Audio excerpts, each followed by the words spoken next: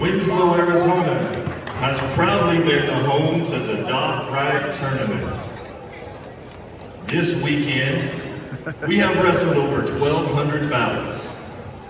Yesterday began with 823 hopefuls. Now, down on the mat, please give it up for your 48 finalists.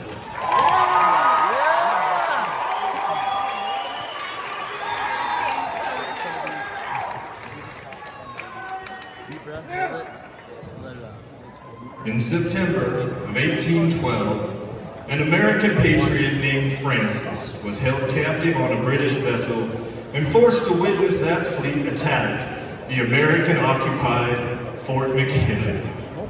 The British pounded Fort McHenry with over 1,500 bombs and rockets that night. Francis helplessly watched and prayed for his fellow patriots and friends within that fort, not knowing what their fate would be. When the sun began to rise that next morning, Francis anxiously awaited to see if the fort still stood. There, on the distant shore, a little tattered, a little torn, and stained with the blood of patriots, Francis was thrilled to see Old Glory still waving proudly over that fort. Yeah!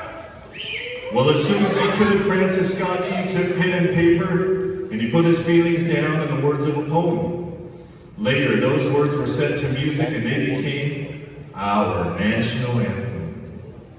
Here today to honor our country with those words, will you please help me welcome a wrestler from Durango, Colorado, Sadie Hanson.